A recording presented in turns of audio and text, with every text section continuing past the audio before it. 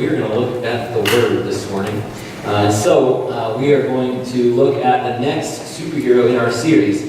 So if you remember, we've been talking for the last 5 weeks about the power of God. How God's power works in our lives. And so last week we looked at an example of what it looks like to use power well. We looked at King Josiah. And you remember we were looking at Spider-Man and how with great power comes great responsibility. And so we looked at Josiah last week, and Josiah did all the right things as a king. He realized what needed to happen, and he made it happen.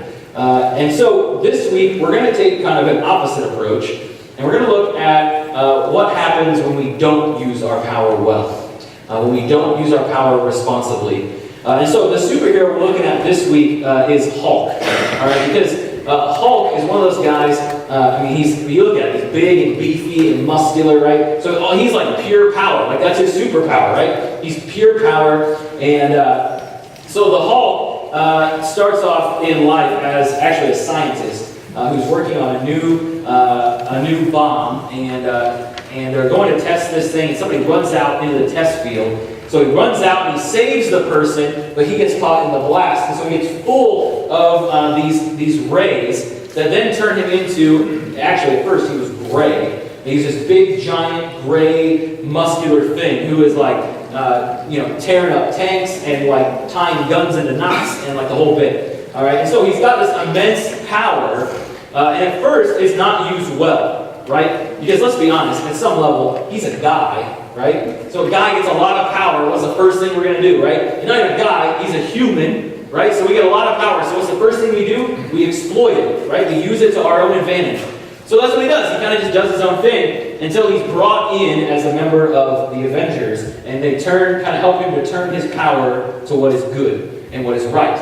And so he becomes a superhero instead of, he could have easily become a supervillain, right? And so in this, there's really a choice that lies in front of us. We have a choice. We have a choice on whether or not we're going to be like King Josiah that we talked about last week. Somebody who has the power of God within them, who uses it well, who uses it to bless their community, to bless their families, to bless their church, whatever it might be, using our power well, or we have the option to do the other side, which is to use our power and use what God has given us for our own gain, our own glory instead.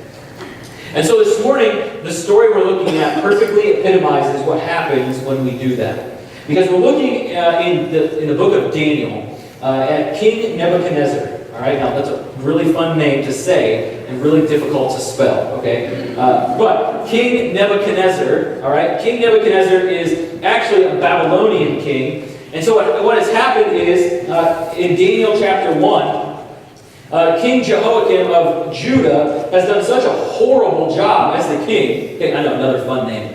Jehoiakim, right? So, he has done such a bad job that God's like, all right, you know what? I'm done. Right? And you gotta remember, this is after Josiah. Okay, so even Josiah, who was this great king, couldn't get his people to turn around. Right? Josiah had the right heart, and I'm sure there were some people, maybe, who had the right heart.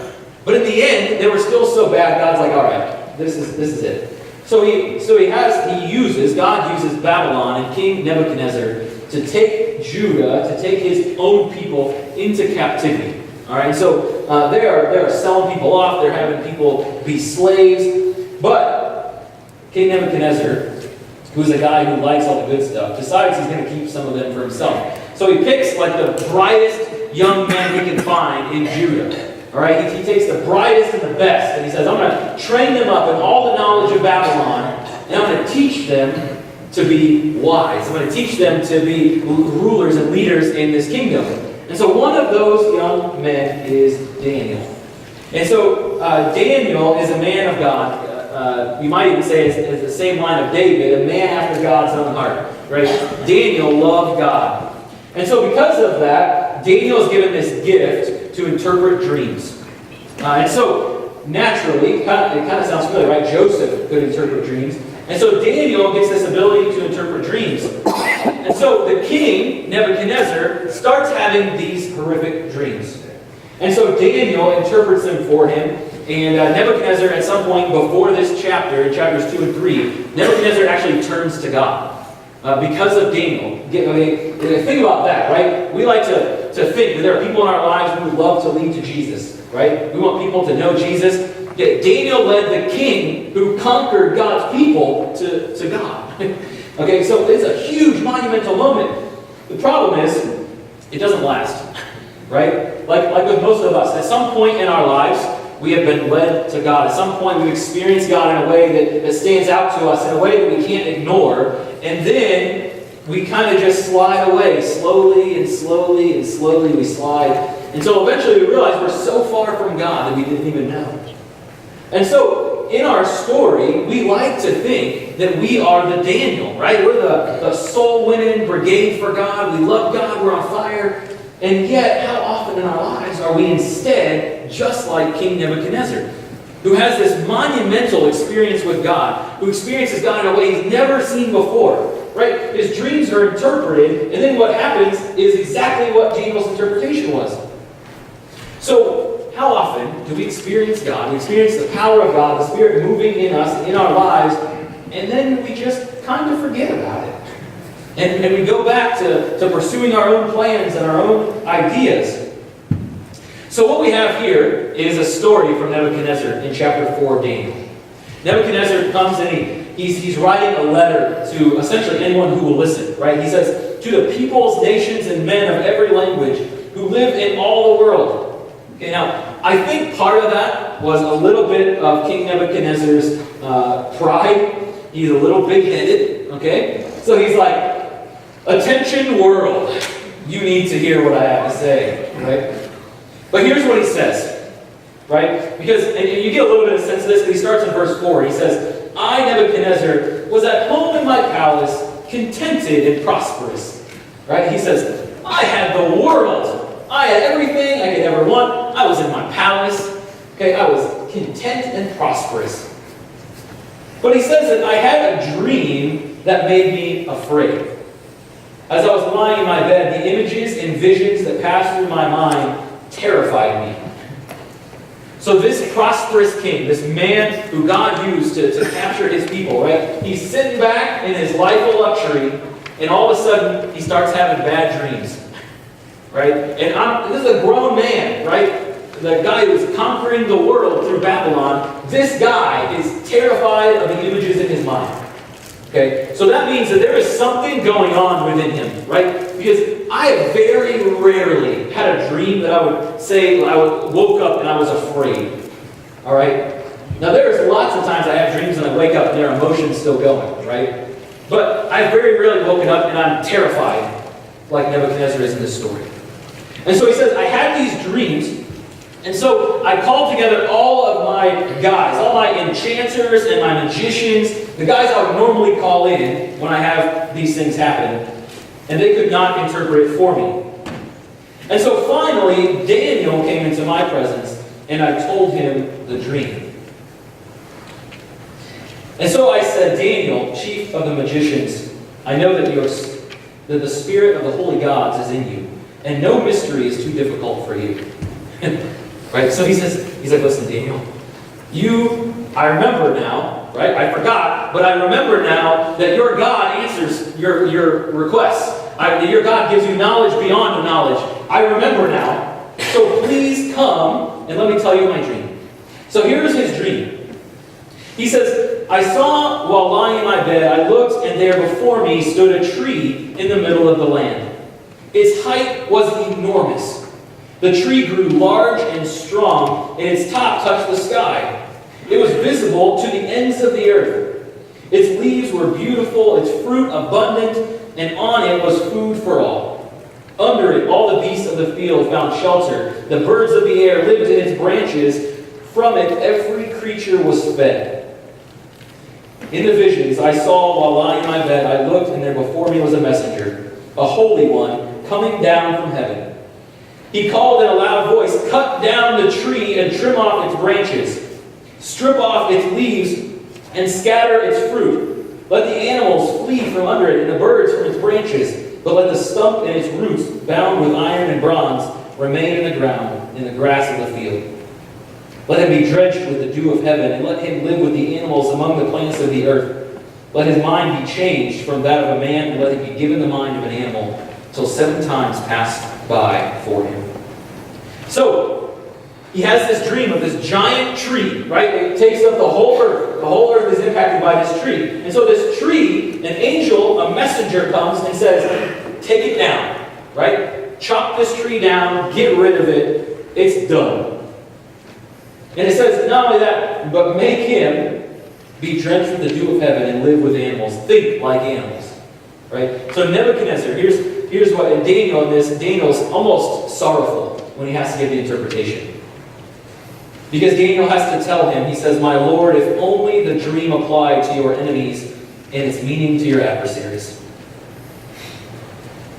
Because Daniel knows, and he interprets, he says, listen, the tree is you, Nebuchadnezzar. The tree is you. You've been given this great responsibility to overlook almost the whole earth. The creatures that are underneath, the birds, everything happens because of you. But you have not done it well. You have not honored God with the power you have been given. And so you're going to be cut down. And in fact, in our verses we read today, he says the command to leave the stump of the tree with its roots means that your kingdom will be restored to you when you acknowledge the head of rules. So here's the real issue with King Nebuchadnezzar. Okay? The real issue was God had given him this power. Right? God had given him this strength and this nation with which he was supposed to be a blessing and honor God. He didn't. He chose not to. Instead, he chose to amass his own thing. You ready? I'm sitting here in my prosperity. All is well for me.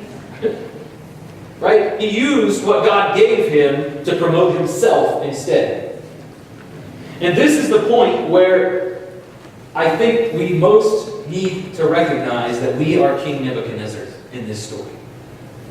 Is that unlike Daniel, who constantly, again and again and again, recognized and gave all the glory to God for what was happening in his life, King Nebuchadnezzar did the opposite.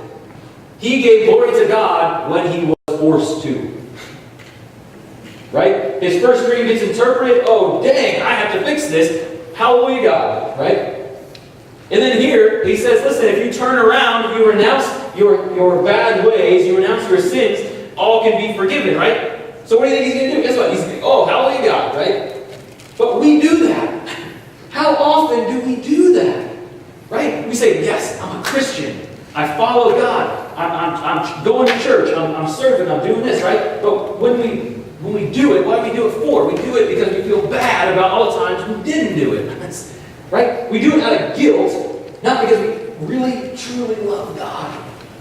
Right? We are humbled when we have to be. We're only humble when we have to be.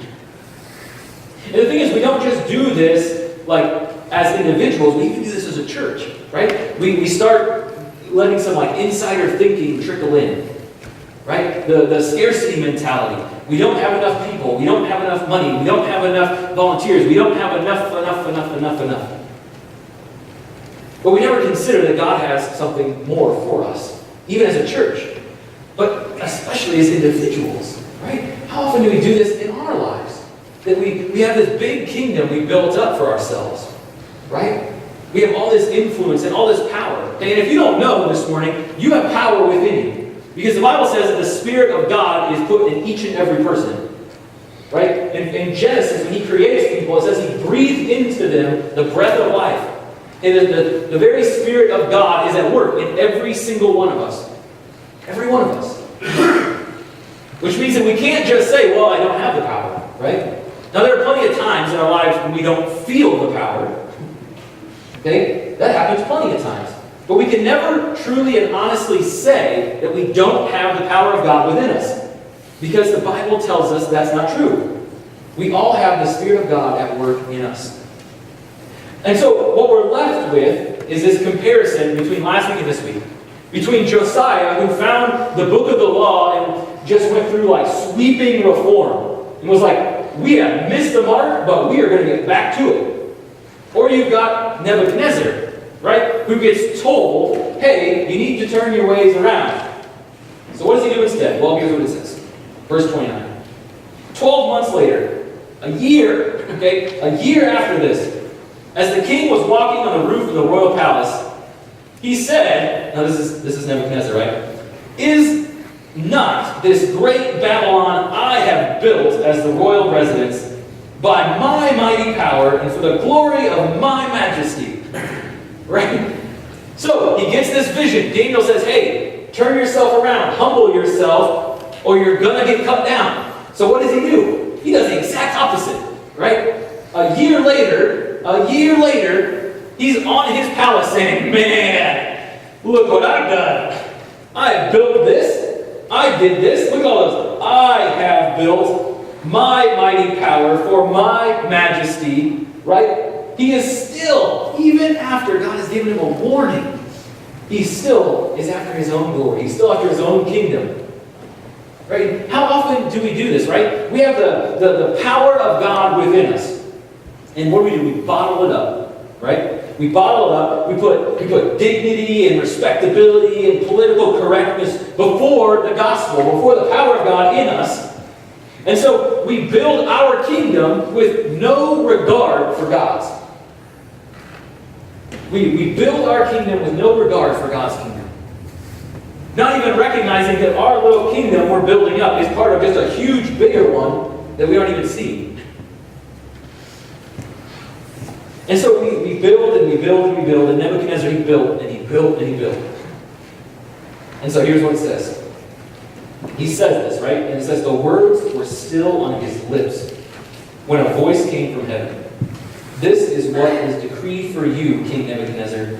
Your royal authority has been taken from you. You will be driven away from people, and you will eat grass like cattle. And it says in verse 34, at the end of that time, I, Nebuchadnezzar, raised my eyes toward heaven. Right? Because it happened. Right? That's where we're at. It happened. Okay? He did. It said he was driven out. He literally ate grass with the cattle. He was sleeping outside. He was essentially, he says his body was drenched with the dew of heaven, until his hair grew like the feathers of an eagle, and his nails like the claws of a bird. Okay? Let's just throw it. That's nasty, right? Like, this guy, man. Okay? But here's what it says, right? Because he was humbled. Right? God gave him an opportunity to humble himself. He chose not to. So instead, he was humbled. And it says that at the end of that time, here's his response. I, Nebuchadnezzar, raised my eyes toward heaven, and my sanity was restored. Then I praised the Most High. I honored and glorified him who lives forever. His dominion is an eternal dominion. His kingdom endures from generation to generation. All the peoples of the earth are regarded as nothing. He does as he pleases with the powers of heaven and the peoples of the earth. No one can hold back his hand or say to him, what have you done?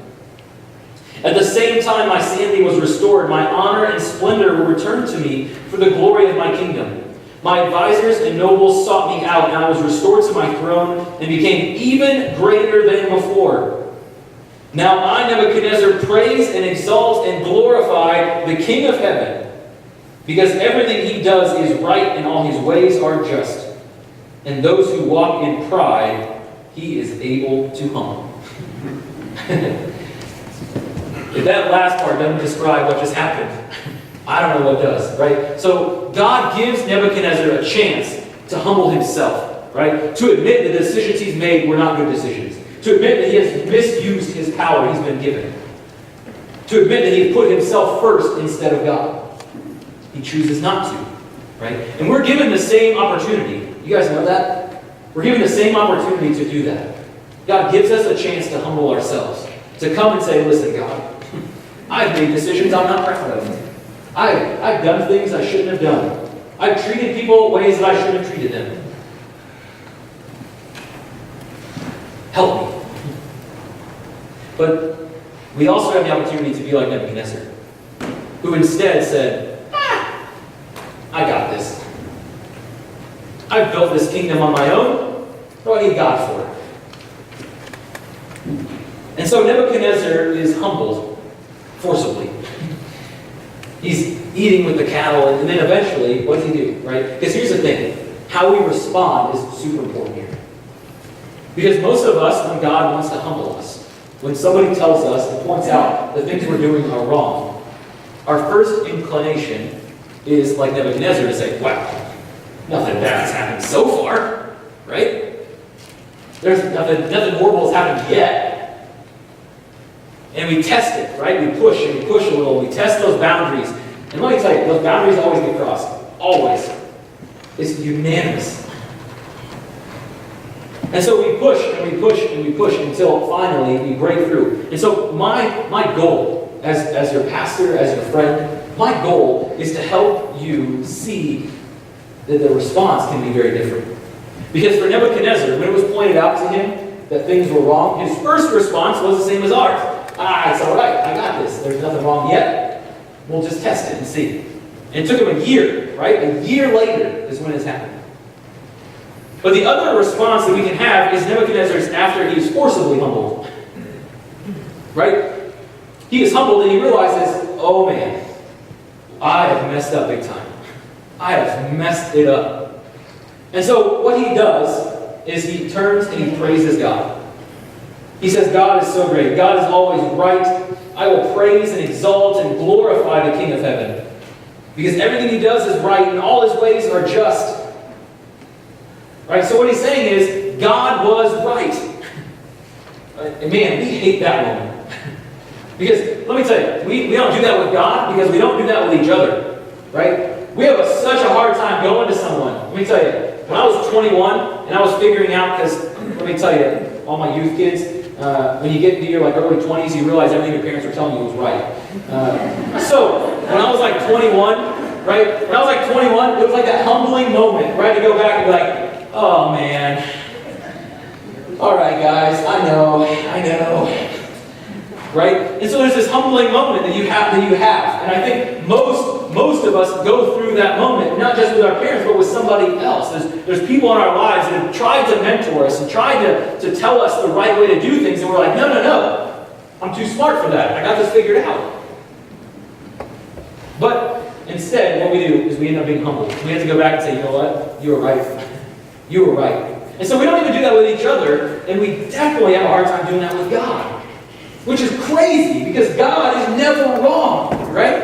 At least when it's other people, we can at least justify a little bit, like, well, they're wrong 30% of the time, so this might be one of those times, right? But that's not how we do it with God, right? God's never wrong. He's never wrong. So that means when he tells Nebuchadnezzar, hey, turn around or else, Nebuchadnezzar chose the else. And so in the end, he turns around and he says, you know what, God, you are so good. And I love this story because Nebuchadnezzar, he turns to God in his time of need, right? When he's been humbled, beyond humbled, he turns to God. And what does God do? It says, my sanity was restored, my honor and my splendor were returned. My advisors and nobles sought me out. I was restored to my throne. And I love it because he says, I became even greater than before. We hate the humbling moment. We hate the moment when we have to admit that the decisions we've made have not been good. That they have not been the decision Jesus would make, or a decision that God would want us to make. We hate those moments because they make us feel this big. And yet, in the end, it's those moments that lead to so much more. We can't get to what's greater. We can't get to the more until we're able to humble ourselves. Because I can assure you this morning, church, we can humble ourselves now, or we can wait for God to do it. And as I read my Bible, it's way easier to humble yourself now. It is way easier, right? Because every time God has to humble someone who gets a little bit too big in their head, it never goes well for them. Except for afterwards, right? The humility part is so hard. Entering into that piece where we admit that we were wrong. The things we've done have hurt ourselves, hurt other people. Getting into that place is hard. But once you get there, there is such a blessing on the other side. Such a blessing. And this is the whole story of the gospel. I mean, this is the story of Jesus, right? Because we have to admit that we are sinful people. That we constantly make decisions we shouldn't make. That we constantly do things we shouldn't be doing. That we're doing things that hurt people, that hurt God, that break God's heart. Why? Because God sees the other side. Right? We only get to see the part of the timeline that we're in. We only get to see the pre-humility piece of our lives. And we think, my decisions haven't been that bad. They haven't led anything yet, right? Because this is how we approach sin, right? When Romans tells us that the product, the end result of sin is death, we're like, well, my sins haven't done that yet. But they always lead to what is bad, right? And so it's interesting because we fight it over and over and over again. We're constantly fighting for our own way, for things to be the way we want them to be. Instead of stopping to ask ourselves, how does God intend them to be? And why does God intend them to be that way? Because often when we look at ourselves, we look at things that are going on, that's what's happening. We see it, and we're like, oh man, oh man.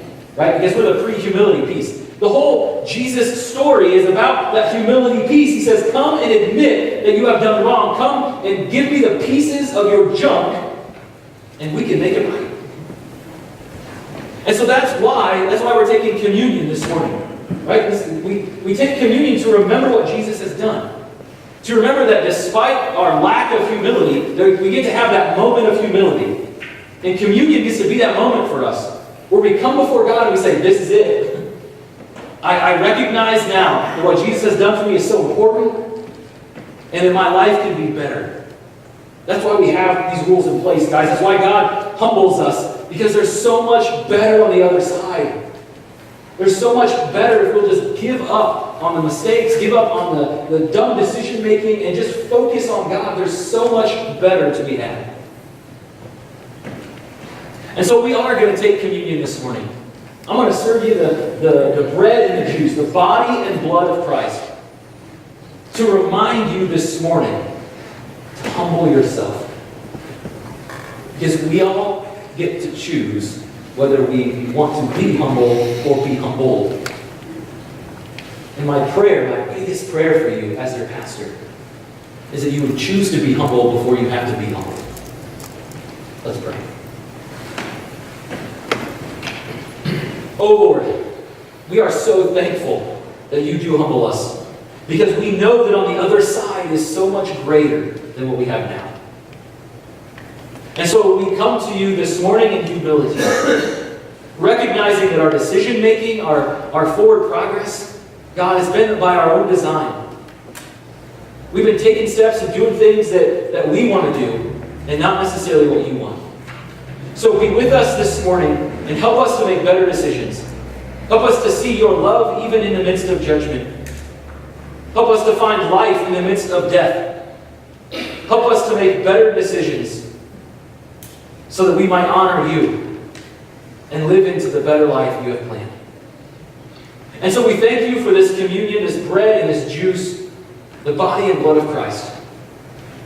And we thank you for the sacrifice that it represents, your sacrifice, so that instead of being continually humble, we can come and kneel at the foot of the cross in humility and recognize that the power within us is much better used for your glory than for our own. So help us to use your power well this week. Not like Nebuchadnezzar, but much like Josiah, who chose to follow you with all of his heart. May we follow you with all of our hearts this morning, even now as we take communion. Bless us, bless the elements. In Jesus' name, amen.